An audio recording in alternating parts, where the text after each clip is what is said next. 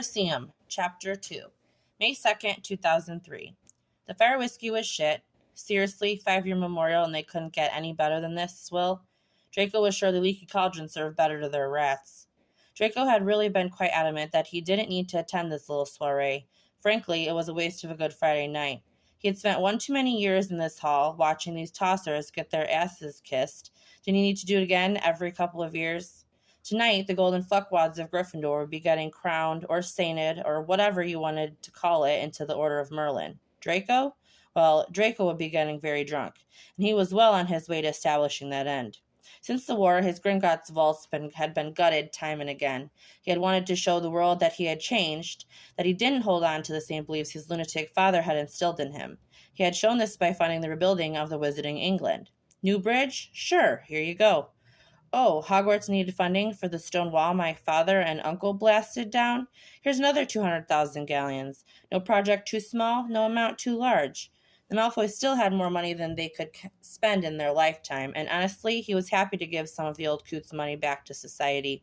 In doing so, it had created a new era for the Malfoys, philanthropists instead of psychopaths. He was now expected to attend ribbon cutting and award ceremonies. At least there were free booze.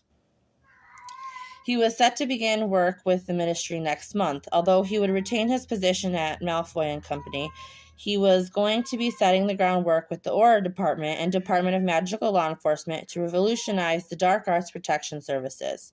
According to the minister, with his in-depth understandings of the workings of dark wizards, as he had so kindly put it, Draco would be able to assist in the protection of Muggleborns and other magical creatures from his old schoolmates. Draco agreed. Whatever. It had been a very long time since he gave a shit about what blood status somebody had, way before the war. It was obvious when he started school that Muggleborns weren't some feral, foaming-at-the-mouth filthy beasts. He assumed it was just a story to scare pure-blooded children, something their parents warned them about at bedtime so they'd behave. That is until the war began, and he was shocked to find that some people did actually think that about Muggleborns. Idiots.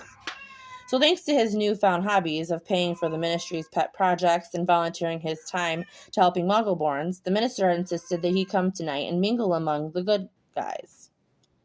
Malfoy.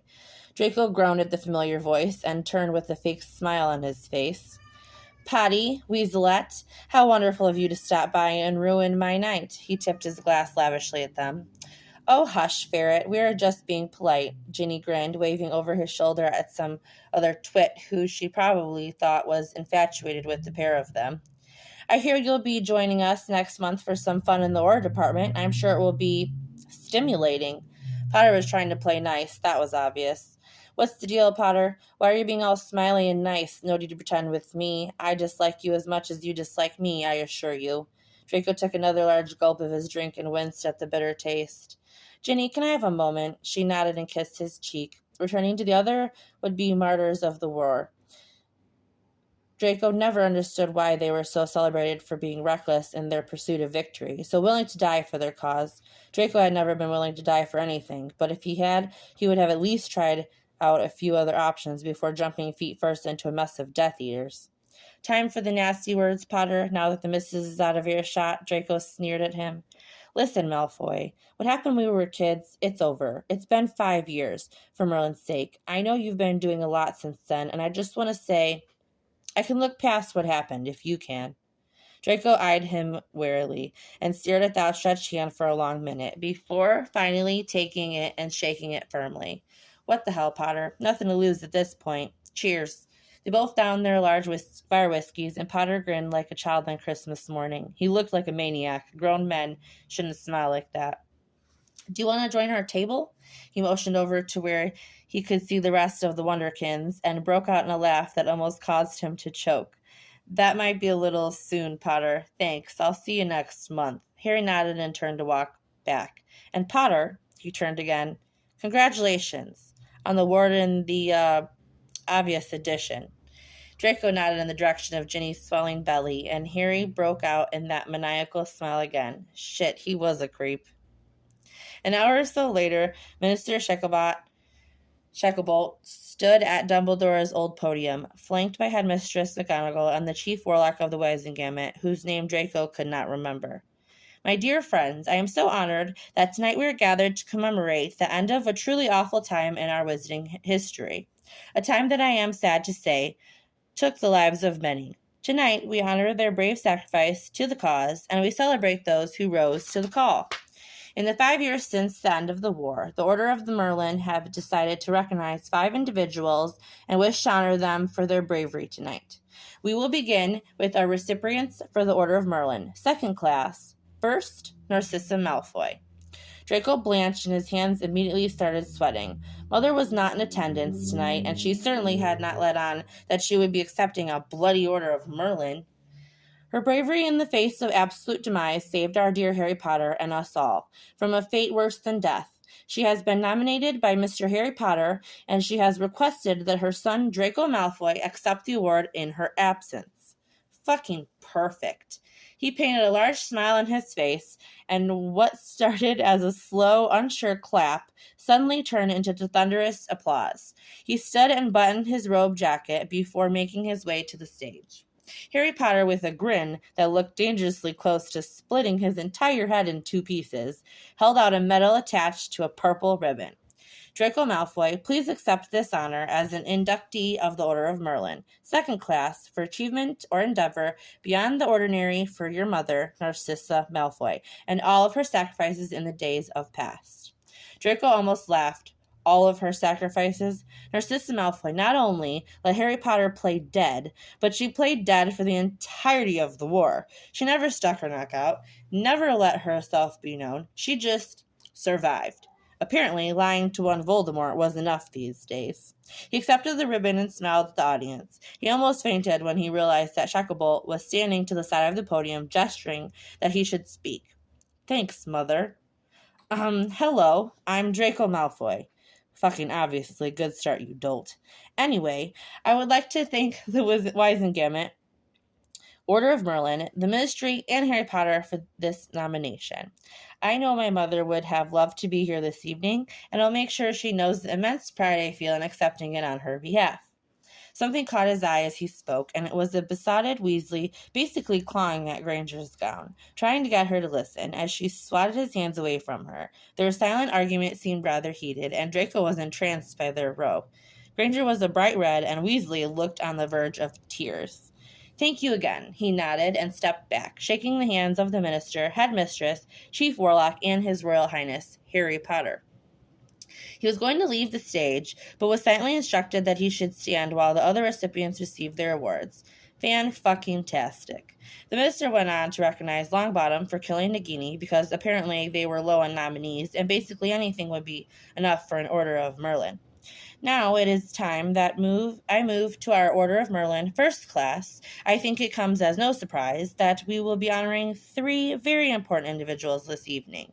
Shacklebolt droned on about the bravery of Hogwarts' very own Suicide Squad, but Draco was completely zoned out, staring again at the quarrel between Weasley and Granger. She was right pissed and wouldn't even look at him, only briefly turned her head to spit out an insult by the look of it. Draco snapped from his trance as a standing ovation spread through the crowd and applause shook the room. The 3 of them ascended the stairs, all wearing their hero smiles and graciously waving into the sea of fans. Draco noticed Granger for the first time since Hogwarts had let out. She had certainly finished puberty up nicely. Her hair didn't seem to be such a nest, her curls still full but tamed. They were pinned neatly at the nape of her neck, and the gown she wore was strapless, showing off a smattering of freckles that looked like constellations on her shoulders. She had wide amber-colored eyes and a bottom lip that was a little fuller than the top.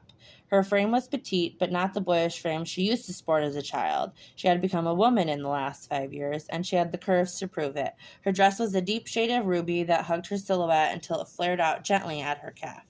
Draco had to admit she looked rather fit. If it wasn't Granger, that he might even have approached her at some point this evening. Thank you, Minister. I speak for Hermione and Ron when I say thank you. Thank you from the bottom of our hearts. Your endless and unwavering support is not unnoticed. We wouldn't be standing here today if it weren't for all that you did in your homes and communities. We'd like a moment of silence to remember those who lost their lives all those years ago. Everyone bowed their head, including Draco. Although at the sound of a hiss, he peeked up through his lashes to see Weasley trying to hold Hermione's hand, and she was fitfully batting him away, widening her eyes and showing her teeth in a snarl. Draco chortled at her attempt at a menacing expression. What in the world could the Wizarding World's second favorite couple possibly be sparring about that was that serious? The ceremony ended, and after a few reporters took photos of them for tomorrow's paper, Draco finally descended the stairs and beelined for the bar. Double fire whiskey, Draco spoke quickly. Make that 2, please. A small feminine voice piped up, standing next to Draco. Granger? Draco said awkwardly. After all, he had been watching her for the last 30 minutes and felt insanely privy to an obvious private moment. The bartender deposited the 2 tumblers in front of them, and Hermione downed hers in a long chug, while Draco stared at her with horrified eyes. What, never seen a girl drink before? She rolled her eyes. I'm pretty sure you just drank sewer water. I can't believe you didn't gag at the taste. This shit is nasty, Granger. It's not so bad, she shrugged. You've never had proper fire whiskey, then, he announced arrogantly. Gonna drink that? She reached over and snagged his glass, downing it again quickly. This time, a small droplet of whiskey escaped the corner of her mouth and glided down her chin and neck, disappearing into her cleavage. Draco shook his head away from that distracting droplet. Something on your mind, Granger? Celebrating a little excessively, wouldn't you think? Oh, I am celebrating. Do you want to know why, Draco Malfoy? Her voice was getting louder as the spirits were taking a quick effect on her senses. There is literally nothing I want to know more. He was trying his hardest to disguise his laughter, but he was sure his mouth was betraying him, turning up into a smile. She turned and pointed through the crowd. He followed where her fingers led and found she was pointing to a mopey, red-faced, red-haired weasel. That some bitch right there. You see, he was missing from the party. I, being a dutiful, her mouth not pronouncing the words so clearly wanted to say. Dutiful? Right, dutiful. I, being a dutiful girlfriend, went to find him so he could get his big flashy award he cared so much about. Do you know where I found him? I honestly don't, Granger. He was getting his dick sucked by that whore Lavender Brown. She screamed so that half of the party turned to stare at her. Yep, you heard me. Ronald Weasley couldn't make it through an entire party without someone sucking his dick, so he found the nearest slag, Lavender, to give him a helping hand. Draco was really trying his best to hold his laughter in, but the public humiliation of the weasel at the hand of a belligerent Granger was almost too much. You, Draco, you come with me, she whispered conspiratorially. He snagged the fresh whiskey from the bar and was led by Granger to the other side of the room, where Weasley was looking positively mortified, surrounded by his family and friends who had just learned of his awful transgression. Draco don't know how he got such good luck that he would get a front row seat to Weasley's demise, but it turned into a good night indeed. Ronald, Draco here has agreed to have sex with me tonight. Draco was then coughing and hacking on his failed attempt to drink from a cup and was pounding on his chest as the acid that was this fire whiskey burned his esophagus and nasal passages. I what? He hissed at her. Did you forget so soon, Draco? She cooed drunkenly. Yes, Ronald. Tonight I'm having sex with Draco Malfoy, so don't you dare come to my room. Don't you even think about walking by it. Get it through your thick skull. I don't want to see you. Take me home, Draco. Draco stood in rapturous awe of this insane witch. He was pretty sure he was just dragged into an awful lover's spat, but the look on Weasel's face was worth every second. He successfully downed his drink and set the glass on the table behind Weasley, throwing him an evil wink with the side of smirk, and led Granger from the great hall.